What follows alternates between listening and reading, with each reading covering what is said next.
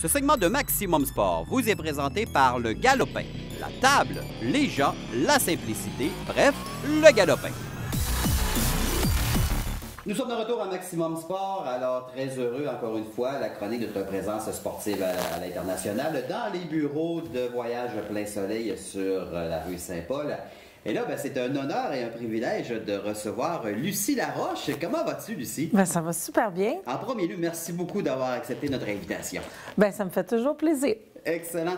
Lucie, évidemment, on connaît le nom de famille Laroche. Alors, parle-nous un petit peu de quelle manière ça a commencé ta passion pour le sport et les loisirs plein air extérieur et le ski. Pour te dire franchement, nous autres, on a vécu au Lac-Beauport toute notre vie. Puis je pense qu'au Lac-Beauport, on n'a vraiment pas le choix de pratiquer des sports, que ce soit hivernal ou pendant l'été. On était sur le lac ou on était dans les pistes de ski. Alors, c'était un naturel d'aller faire du ski. Nous, on habitait juste au pied des pentes de ski. Puis c'était... Le Manoir Saint-Castin? Le Manoir Saint-Castin qui n'existe plus déjà encore aujourd'hui. Mais par contre... c'était un naturel, le ski, mais moi, je faisais du ski alpin, tandis que mes frères ont commencé à faire du ski acrobatique qui s'appelait le ski hot dog. Oui. Qui a été renommé sport olympique éventuellement, mais ça a pris quand même assez de temps. Mais moi, j'avais une copine, j'avais pas de sœur, j'avais mes 6 frères qui compétitionnaient en ski acrobatique. J'avais une copine qui faisait du ski alpin.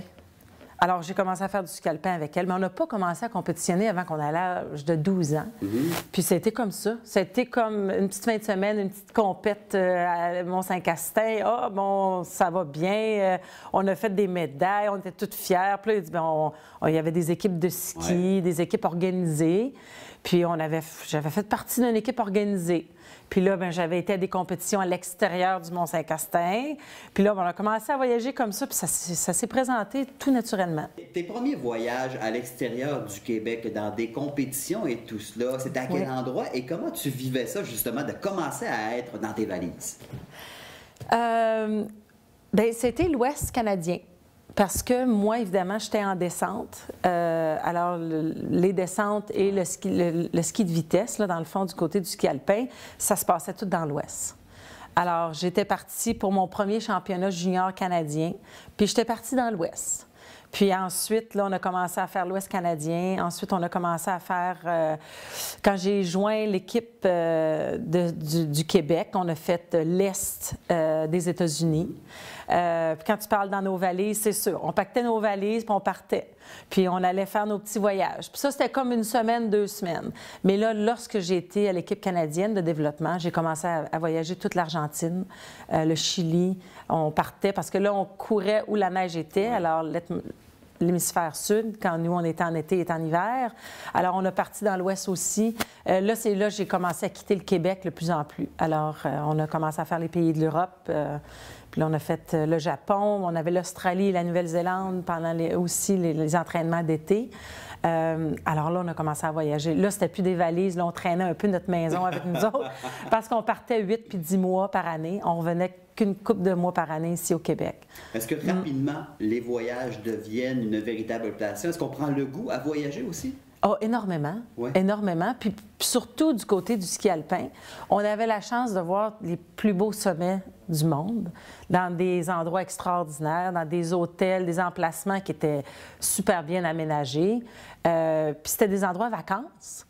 Alors, de partir en vacances, pour eux, pour les gens qui étaient là, s'ils étaient en vacances, nous, on compétitionnait, mais c'était tout le temps des endroits heureux, des endroits de plaisir. Puis aussi, on avait la chance de prendre des vacances, des fois, entre les saisons d'entraînement. Alors, on partait, on allait faire le sud de l'Italie, si on était en Europe. Si on était en Argentine, on allait à la mer près de Santiago, on allait à Buenos Aires, Alors, on avait la chance de voir un peu les deux, qui étaient extraordinaires. Puis le voyage, bien, c'est sûr, c'est une passion. Puis c'est encore une passion pour moi aujourd'hui. Tes coups de cœur, les endroits de prédilection que tu disais, « Wow, ce pays-là, cette ville, elle est fantastique ». Quelques-unes. Ouais. La Norvège, les Jeux olympiques, 94. C'était... Oui, l'île-à-la-mer était extraordinaire. Ça, j'ai adoré la culture. Moi, je dis des Vikings, là, mais ils n'aiment pas ça de se faire appeler ça parce qu'ils sont pas vraiment... Ah oui, ils n'aiment vraiment pas ça. Ça, j'ai trouvé ça vraiment extraordinaire. Les Scandinaves, là, ils m'impressionnent. C'est des gens qui vivent avec... ils vivent de de la bonne air pure, une culture qui est bien organisée. Ça m'a impressionné.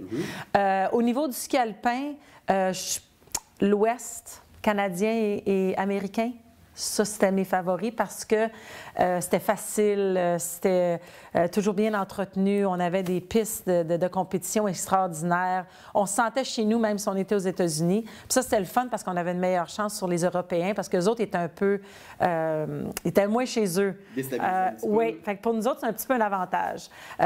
Côté compétition, l'Ouest américain-canadien, pour ce qui est des paysages, l'Europe, ça ne changera jamais. Les Alpes, là. Parle-moi un peu des relations humaines que tu as développées à l'extérieur. Bon, évidemment, avec tes compétiteurs de d'autres pays, parce que vous êtes sur des Coupes du Monde, par exemple, là, vous vous côtoyez régulièrement, presque hebdomadairement. Est-ce qu'on développe de belles relations ou également, quand on se retrouve dans un pays quelconque, on accroche sur certaines personnes, puis on a du fun à communiquer et à développer des liens amicaux intéressants?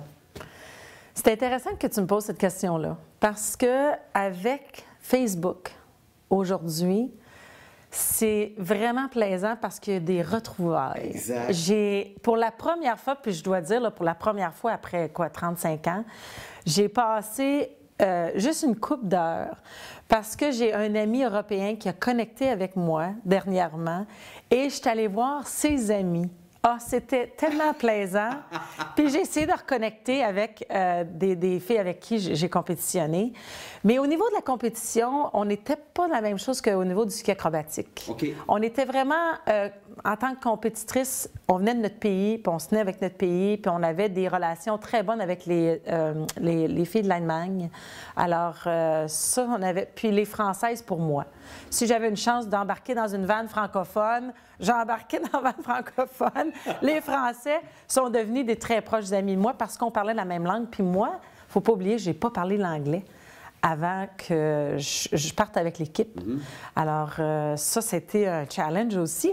Mais justement, être aux Olympiques en 88, chez toi, à Calgary, c'est un feeling particulier d'être à la maison pendant les Olympiques. C'est une bonne question que tu me poses parce que j'ai vécu le moment extraordinaire, mais je ne m'en ai pas rendu compte sur le coup. OK. C'est après que j'ai vécu, en parlant avec toi comme aujourd'hui, on en parle plus tard, après que l'événement a eu lieu. Wow, ça, c'était extraordinaire parce que ça se répétera jamais, là. Pendant des années, ça s'est répété pour les athlètes de Vancouver, en 2010. Alors là, on parle de 2008, 2080, bien là, on a fait 1988, puis là, 2010. Alors, c'est vraiment rare dans une carrière d'athlète de vivre ça chez nous. Alors, je l'ai plus réalisé après que sur le moment, pour te dire franchement. Est-ce que tu as aimé quand même les vivre, ces jeux-là, à la maison? Ah, c'était extraordinaire, là, de rentrer dans un stade, puis d'être chez vous, représenter son pays. Oui, ça, je pense, c'est le plus beau moment que j'ai vécu, mais aussi de partager la médaille d'or avec mon frère à Albertville. Puis ensuite, j'ai été à l'île-à-mer pour sa médaille d'argent. Alors, tu sais, on a vécu nos moments olympiques en tant que famille aussi. Parce que justement, c'est pas arrivé très, très souvent dans l'histoire de l'olympisme canadien d'avoir frères et sœurs à la même olympique, c'est-à-dire en 92, là, à Albertville, Philippe en saut à ski et toi en ski alpin. Oui, mais c'est encore plus fort à l'île-à-mer, puis les gens se sont pas rendus compte, mais Philippe compétitionnait. Moi, je faisais des entrevues en bas de piste. Mon frère Dominique était là comme analyste sportif et mon frère Yves était là avec l'équipe du Japon. C'est vrai, parce qu'il était entraîneur là-bas. Oui. Alors, on était 4 sur le site en même temps.